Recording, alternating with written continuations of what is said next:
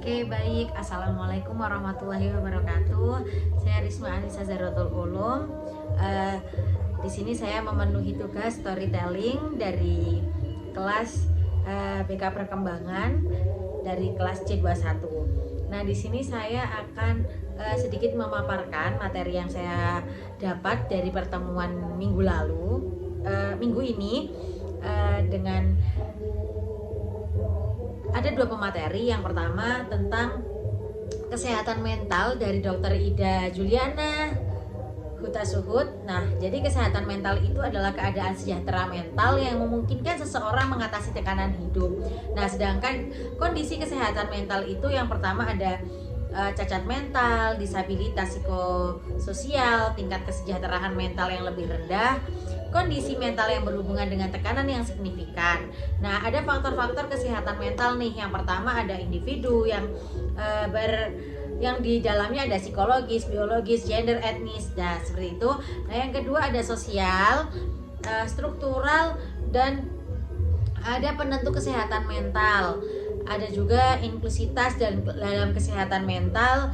Inklusitas dalam kesehatan mental ini ada keberagamaan, ada inklusi yang mengacu tindakan, lalu ada insiklusivitas dalam kesehatan mental. Lalu selanjutnya ada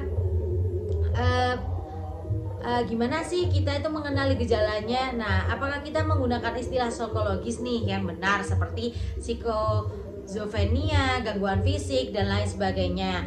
Nah, selanjutnya ada pemateri kedua, yaitu dari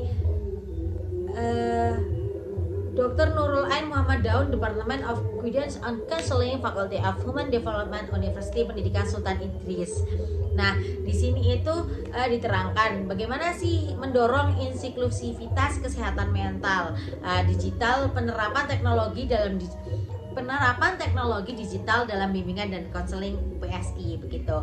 Nah, yang pertama ada perkenalan. Nah, perkenalan ini keadaan pengobatan kesehatan mental yang telah berkembang dan dipengaruhi oleh beberapa faktor, termasuk faktor COVID yang tahun lalu ya. Lalu ada inklusivitas dalam kesehatan mental, itu pendekatan kritis dan holistik yang mengaku dan merangkul keberagaman individu. Lalu yang ketiga ada mempromosikan strategi bimbingan dan konseling kesehatan mental yang inklusif di era digital. Nah, ini memerlukan komprehensif dan mempertimbangkan beragam kebutuhan. Lalu yang kedua ada skenario di Malaysia lanjutan. Nah, aspek kesehatan mental digital ini diminati selama pandemi nih di Malaysia begitu. Nah, menurut kesehatan mental Malaysia, saluran bantuan psikososial kementerian telah menerima 307.673 panggilan sejak Maret 2020 dengan 74,3% penelpon. Ini menelpon secara khusus untuk meminta dukungan emosional dan konseling karena kecemasan, stres, dan depresi. Lalu yang ketiga ada keadaan aplikasi kesehatan mental digital.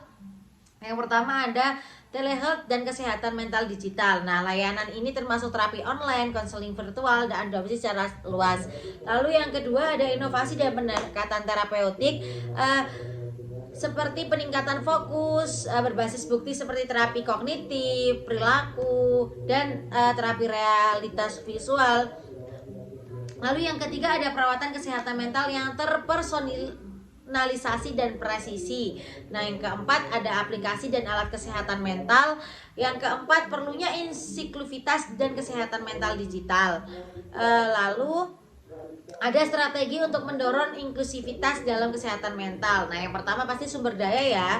Yang kedua ada aksesibilitas digital. Yang keempat ada keterlibatan media sosial, kolaborasi dengan perusahaan teknologi, representasi beragam, dukungan grup virtual, pendidikan pelatihan online, evaluasi umpan balik. Nah, sekian cukup dari saya.